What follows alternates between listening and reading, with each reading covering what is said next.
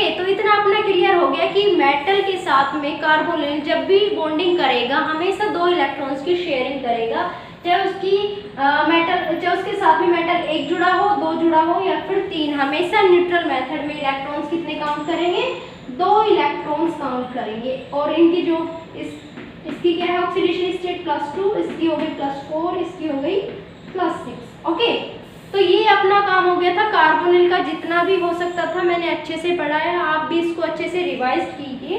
Next अपना ligand है nitrosyl ligand, which are very very important for अस।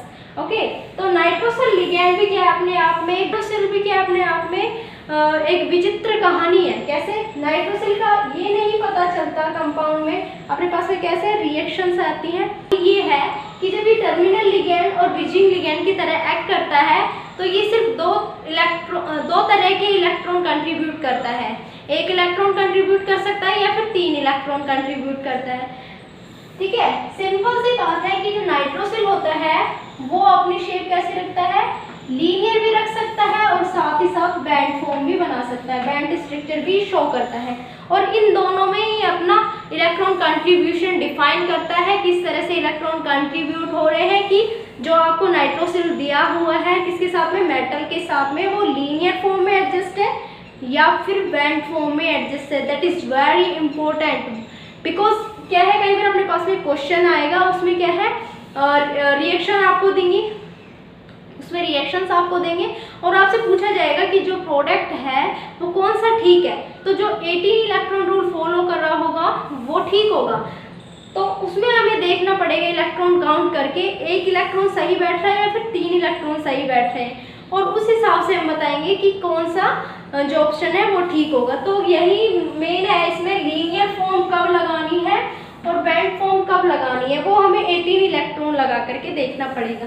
ये मैं सभी आपको क्वेश्चंस में समझा दूंगी, अभी शायद आपको कंसेप्ट समझ नहीं आ रहा होगा तो इसे अभी छोड़ देते हैं। ठीक है, तो सबसे पहले आज मैंने यहाँ पर लिखा है, एक बार मैं आपको कॉन्सेप्ट बता देती हूँ कि इसका जो एंगल है बॉन्ड एंगल लीनियर फॉर्म का 180 के समथिंग होता है और बैंड का 120 का।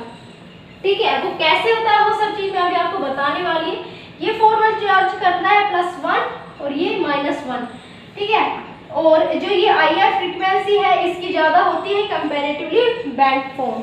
तो चलिए अब हम स्टार्ट करते हैं कैसे नाइट्रोसिल लिगैंड 1 इलेक्ट्रॉन और 3 इलेक्ट्रॉन्स का कंट्रीब्यूशन करता है। लास्ट टॉपिक हम नाइट्रोसिल पर खत्म कर देते हैं। ओके, सो ये मैं मिटा देती हूँ।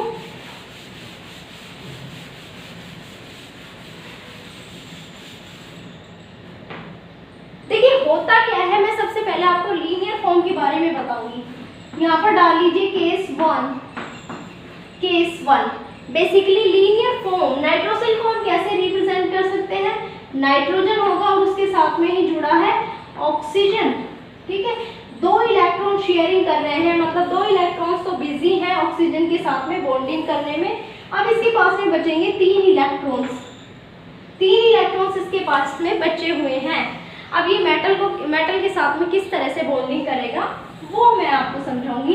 ये मेटल है और मेटल के पास में क्या है, 1 इलेक्ट्रॉन। तो होगा क्या, ये इसके पास में d ऑर्बिटल प्रेजेंट है मेटल के पास में, और ये इसके पास में lone pair of electron present है। ठीक है, तो होगा क्या, इसका 1 इलेक्ट्रॉन और इसका 1 इलेक्ट्रॉन किसको दे दिया जाएगा, मेटल को दे दिया जाएगा, मेटल को दे दिया जाएगा, जिसकी वजह से यहाँ पर क्या बनेगा, एक कोवेलेंट बॉन्ड। आगे देखिए कैसे हुए इसमें बॉन्डिंग। बेसिकली ये हमने माना कोई मेटल है और इसके पास में ये क्या है, d ऑर्बिटल्स, इसका 1 इलेक्ट्रॉन, ये कैसा है, LUMO अनऑक्यूपाइड। ठीक है, और दूसरी तरफ है आपके पास में नाइट्रोजन डबल बॉन्ड ऑक्सीजन, इसके पास में क्या है, ये HOMO lone pair of electrons. ठीक है, और ये क्या है, 1 इलेक्ट्रॉन। बाकी आप इन सबको भी ऐसे डिनोट करके लिख सकते हैं। तो इन दोनों के बीच में इंटरेक्शन हुआ जिसके थ्रू एक बॉन्ड बना और इस बॉन्ड को हमने नाम दे दिया सिग्मा बॉन्ड। यहाँ पर कितने इलेक्ट्रॉन्स का ट्रांसफर हुआ, सिर्फ एक इलेक्ट्रॉन का अभी तक ट्रांसफर हुआ है, ठीक है। तो इसमें हो गया एक इलेक्ट्रॉन का ट्रांसफर। अब देखिए नाइट्रोजन के पास में आपको दिख रहा होगा लोन पेयर ऑफ इलेक्ट्रॉन, ठीक है, और मेटल के पास में क्या है, LUMO यानी unoccupied orbital, d orbital present होने की वजह से, और इन दोनों का जो प्रेजेंस है वो एक दूसरे के सामने है, तो क्या होगा कि जो नाइट्रोसिल है इसे अपने लोन पेयर ऑफ इलेक्ट्रॉन दे देगा, जिसकी वजह से एक कोऑर्डिनेट बॉन्ड बनेगा। तो ये यहाँ पर कितने इलेक्ट्रॉन्स की शेयरिंग, 2 इलेक्ट्रॉन्स की शेयरिंग। तो मुझे बताइए अब कितने इलेक्ट्रॉन्स हो गए, ऑल ओवर 3 इलेक्ट्रॉन शेयर हो गए, किसमें, लीनियर फॉर्म में। कैसे हुए हैं वो मैंने आपको समझाए हैं, एक इलेक्ट्रॉन सिग्मा बॉन्ड के थ्रू और 2 इलेक्ट्रॉन कोऑर्डिनेशन बॉन्ड के थ्रू आए हैं। अच्छा, अगला क्वेश्चन आपके पास में आएगा कि ऑक्सीजन भी तो लोन पेयर ऑफ इलेक्ट्रॉन रखता है, ठीक है, तो ये फिर मेटल को इलेक्ट्रॉन कंट्रीब्यूट क्यों नहीं कर पा रहा?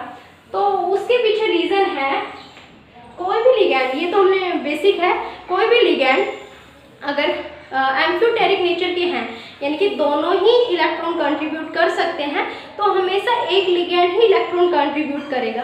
अब इसमें देखिए डिपेंड करता है किस पे, मेटल के साथ में जुड़ा हुआ है डायरेक्ट नाइट्रोजन, ठीक है, तो इसलिए क्या है कि नाइट्रोजन ही अपना lone pair of electron metal को दे सकता है, ऑक्सीजन इलेक्ट्रॉन डोनेट नहीं कर सकता, ठीक है। ये कॉन्सेप्ट समझ में आया आपको? ओके, तो सेकंड केस में आपको और बता देती हूँ, सेकंड केस में क्या होता है बेसिकली, तो दूसरा फॉर्म क्या है, बैंड फॉर्म। बैंड फॉर्म का मतलब क्या होगा कि यहाँ पर नाइट्रोजन रहा होगा, यहाँ पर क्या है मेटल, और यहाँ पर ऑक्सीजन रहा होगा, कुछ इस तरह की बॉन्डिंग आई होगी, तभी वो एंगल कितना आया है, 120 के समथिंग एंगल आया है। तो उसमें क्या है बेसिकली होगा कैसे रिएक्शन, वो देख लीजिए आप। ये आपके पास में क्या है, मेटल प्रेजेंट है, ओके, उसके साथ में ये क्या है, नाइट्रोजन, ओके, नाइट्रोजन के पास में क्या है, लोन पेयर ऑफ इलेक्ट्रॉन, और इसके साथ में जुड़ा हुआ है ऑक्सीजन। अब इसमें जरा ध्यान से देखिए, ये लोन पेयर ऑफ इलेक्ट्रॉन और इसकी अनऑक्यूपाइड ऑर्बिटल d ऑर्बिटल एक दूसरे के अपोजिट है, मतलब इनका डिस्टेंस देखिए काफी दूर है, मतलब बिल्कुल भी सामने नहीं है। तो इसका एक इलेक्ट्रॉन और इसका एक इलेक्ट्रॉन, जो नाइट्रोजन का एक इलेक्ट्रॉन है ये इसके साथ में शेयरिंग कर रहा है, यानी कि एक इलेक्ट्रॉन्स की शेयरिंग कर रहा है। बट जो नाइट्रोजन का लोन पेयर ऑफ इलेक्ट्रॉन है वो पॉसिबल, नाइट्रोजन का लोन पेयर ऑफ इलेक्ट्रॉन है वो पॉसिबल नहीं है कि वो मेटल के d ऑर्बिटल में अपना इलेक्ट्रॉन दे सके, ठीक है। तो जिस वजह से यहाँ पर क्या है, सिर्फ एक इलेक्ट्रॉन की शेयरिंग पॉसिबल है, इसीलिए मैंने आपको लिखा है यहाँ पर लीनियर में 3 इलेक्ट्रॉन्स एंड बेंट में 1 इलेक्ट्रॉन्स, ठीक है। साथ ही साथ फॉर्मल चार्ज भी आप देख लीजिए, इसका +1 होगा और इसका -1। फॉर्म आपको समझ आई होगी, लीनियर कैसे ड्रॉ करते हैं और बैंड कैसे ड्रॉ करते हैं। अगला क्वेश्चन है अपना IR फ्रीक्वेंसी के ऊपर, which are very important. So nitrosyl की हेप्टिसिटी आपसे पूछ ले तो आप कैसे बताओगे?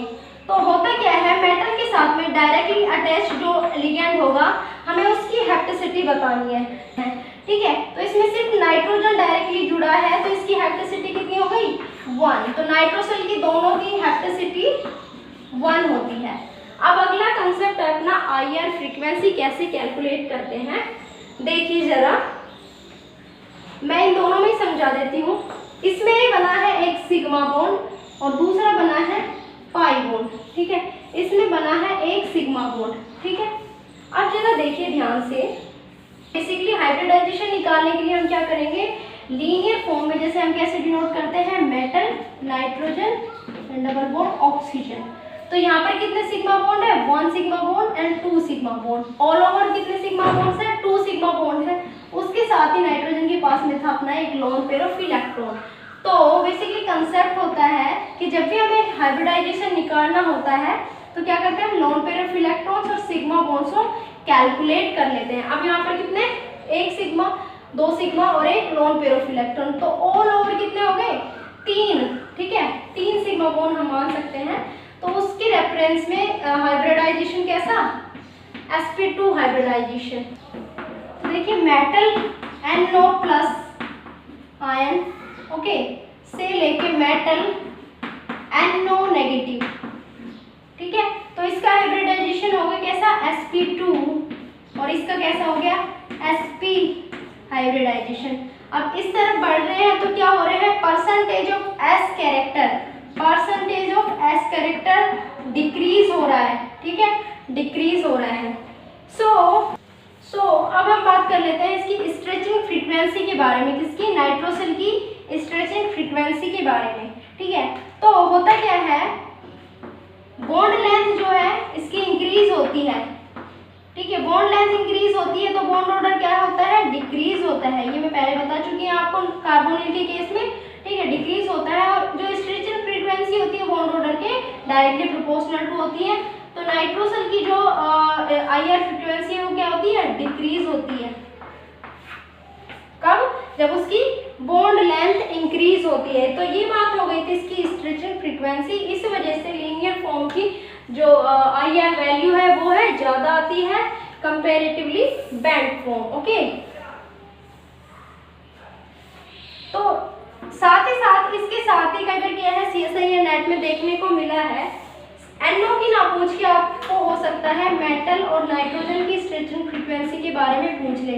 तो आपको क्या करना क्या है, जस्ट अपोजिट हो जाएगा। इसमें क्या है, बॉन्ड लेंथ MN के बीच की डिक्रीज होगी तो बॉन्ड ऑर्डर इंक्रीज होगा तो क्या है, IR फ्रीक्वेंसी क्या होगी, NO की इंक्रीज हो जाएगी। तो ऐसा भी आ सकता है, अपोजिट भी हो सकता है, ठीक है। तो आप इस चीज का ध्यान रखना। तो आई होप आपको ये वीडियो अच्छे से समझ आई होगी। मैंने काफ़ी अच्छे से समझा सकती थी, मैंने काफ़ी अच्छे से आपको ट्राई किया है समझाने का, okay. So thanks for watching.